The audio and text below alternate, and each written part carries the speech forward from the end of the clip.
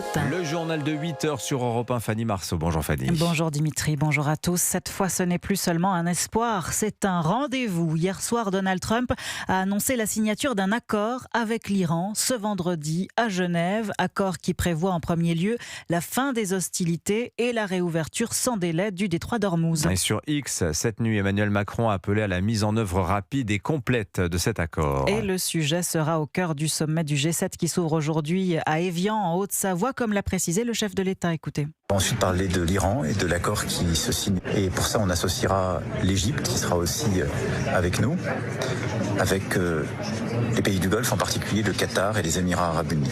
Et là, l'objectif sera de voir les conséquences de cet accord, le soutien au Liban, la réouverture d'Ormuz dans la durée, et évidemment la conclusion d'un accord sur le nucléaire et le balistique en Iran. Et on regardera aussi les voies et moyens de diversifier les routes de l'énergie qui sortent de la région pour réduire notre dépendance. Au fond, le cœur de cette discussion sera aussi les conséquences de la crise au Proche et Moyen-Orient sur nos économies. Emmanuel Macron qui assure par ailleurs que la mission maritime internationale qu'il a initiée avec Londres est prête à accompagner la réouverture d'Ormuz. Mais qu'en disent les premiers partenaires des États-Unis dans cette guerre ? Frédéric Simon, vous êtes le correspondant d'Europe 1 à Tel Aviv. Comment cet accord est-il perçu par les autorités israéliennes ? Eh bien, à l'heure qu'il est, il n'y a toujours pas de réaction officielle en Israël, mais l'on sait que c'est l'inquiétude la plus grande qui règne parmi les dirigeants israéliens. Hier, sous le couvert de l'anonymat, un responsable haut placé avait qualifié l'accord cadre américano-iranien de dangereux pour la sécurité du pays. Un avis très largement partagé par les Israéliens, toutes tendances confondues. C'est ce qui ressort très nettement de la lecture des journaux et des sites d'information ce matin. Le sort du programme nucléaire iranien est naturellement au cœur des préoccupations. Si Donald Trump a assuré que l'accord empêchera le régime des Mollahs de devenir une puissance nucléaire, l'Iran à ce stade ne s'est pas formellement engagé à se défaire de ses stocks d'uranium fortement enrichis. Autre motif d'inquiétude pour Israël, le lien entre l'accord sur la fin de la guerre en Iran et la situation au Liban. Il pourrait être imposé à Israël de mettre un terme aux opérations qu'il y mène contre le Hezbollah, voire de retirer ses troupes déployées dans le sud du pays. Benyamin Netanyahou aurait affirmé à Donald Trump au cours d'un entretien téléphonique quelques heures avant l'annonce de l'accord qu'il refuserait d'obtempérer sur ce point. Le Premier ministre israélien chercherait à obtenir une rencontre avec le président américain dans les plus brefs délais. Merci Frédéric Simon en direct de Tel Aviv pour Europe 1. Notez qu'après la signature de cet accord, une seconde phase de négociation de 60 jours s'ouvrira, notamment sur les questions du nucléaire iranien.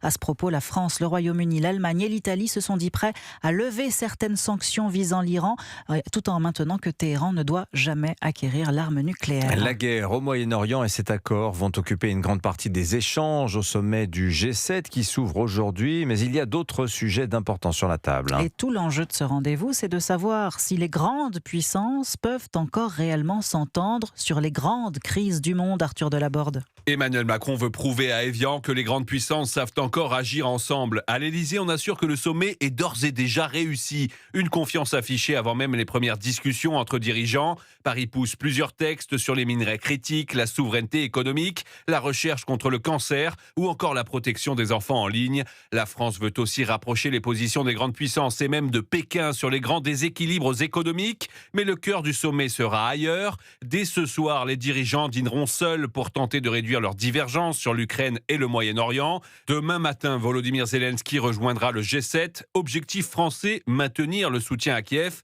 et éviter un recul américain sur l'Ukraine. Car à Évian, le défi sera moins d'afficher l'unité que de voir si elle tient face aux crises.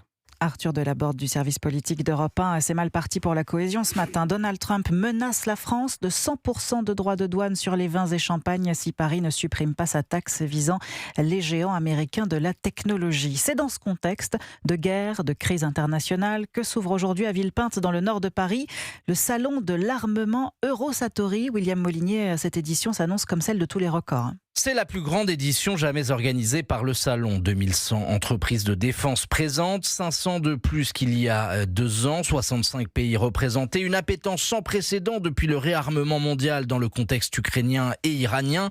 Le segment star du Salon sera essentiellement l'armement de longue portée, capable de frapper dans la profondeur, comme l'explique le directeur d'Eurosatory, Charles Baudouin. On voit bien notamment que le conflit récent en Iran a conforté le fait des nécessaires frappes stratégiques dans la profondeur que pratique l'Ukraine, avec notamment les exposants qui sont présents sur le salon, qui ont des offres concrètes sur le sujet. Et l'Europe n'y pensait pas il y a encore un an, maintenant veut développer des missiles sol-sol à très longue portée, à 2500 km, 3000 km. Nous savons aujourd'hui qu'on n'avait pas conscience avant que les Iraniens peuvent frapper l'Europe du Sud pour le moins avec leurs missiles. Autre matériel de pointe qui sera scruté de près, les drones et les robots, indispensables aujourd'hui sur n'importe quel champ de bataille, tout comme l'intelligence artificielle, défi immense pour les armées européennes. William Molinier. Vous écoutez Europe 1 Matin, il est 8h06. Le coup d'envoi officiel du bac 2026 pour les terminales avec l'épreuve de philosophie ce matin. 530 000 élèves ont commencé à plancher il y a quelques minutes sur leur sujet d'examen. Bonjour Laura Legault. Bonjour Fanny, bonjour à tous. En direct du lycée Arago dans le 12e arrondissement de Paris à Nation, vous avez pu croiser les candidats avant le début de l'épreuve. Quel est l'état d'esprit ce matin ? Eh bien, beaucoup de stress ici. Les 230 élèves du lycée où je me trouve sont tous arrivés ce matin, fiches à la main, pour réviser une dernière fois, comme Charlotte qui redoute de tomber sur certains thèmes. Alors très stressée, écoutez, j'aimerais vraiment pas tomber sur la vérité, la science et le devoir. Parce que c'est les chapitres qu'on a fait en dernier durant l'année et donc c'est ceux qu'on a un peu plus travaillé à l'arrache on va dire et c'est ceux que je connais donc un peu moins. Pour certains élèves, la nuit a été courte. Enzo n'a pas réussi à bien dormir, même s'il pense avoir assez révisé. Stressé de ouf. Tu sens que tu as assez révisé ? Ouais, mais généralement c'est toujours différent quand on est face à la copie, donc je me dis que peut-être que ça sera différent de ce que je pense. Tu connais tous tes auteurs là de philo ? Alors ça, c'est un autre point, une autre question. Je suis pas sûr de mes auteurs pour le coup. C'est surtout sur la réflexion que je vais me baser, je pense. Et nouveauté de cette année, les élèves devront aussi faire attention aux fautes d'orthographe qui seront pénalisées.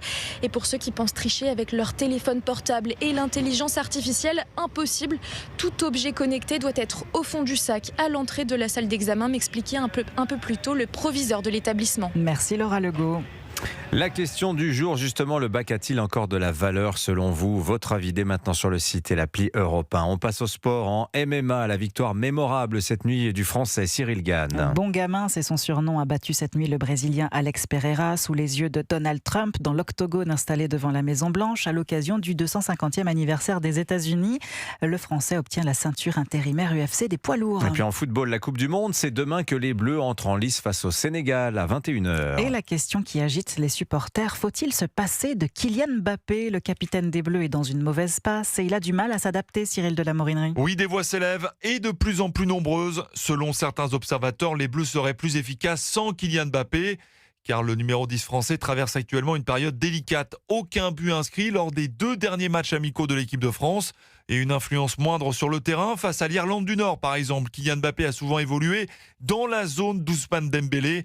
Conséquence, une équipe de France moins tranchante, moins rayonnante. Mais Alain Giresse, consultant sur Europe 1, monte au créneau. Pour lui, Kylian Mbappé est tout simplement indispensable, comme l'était en son temps Michel Platini. Vous savez, j'ai vécu la même situation en 82, après un match abouti contre l'Autriche sans Michel Platini. Et on posait la question, est-ce que Platini doit rejouer ? Après, c'est de le rendre complémentaire, notamment avec Ousmane Dembélé. C'est juste des petites données tactiques, mais pour l'instant, de se dire qu'il faut l'éliminer, c'est quand même aller un peu vite en besogne. Et les chiffres plaident pour lui, avec 56 réalisations. Mbappé n'est plus qu'à un but du record d'Olivier Giroud, meilleur buteur des Bleus de tous les temps. L'actuel capitaine français est un atout de taille. Rappelez-vous, en finale du dernier mondial, Kylian Mbappé avait inscrit un retentissant triplé. Cyril de la Morinerie. Merci Fanny Marceau, c'était votre journal tout de suite. Michel-Édouard Leclerc est l'invité de Laurence Ferrari sur Europe 1. 7h, 9h, Europe 1 matin.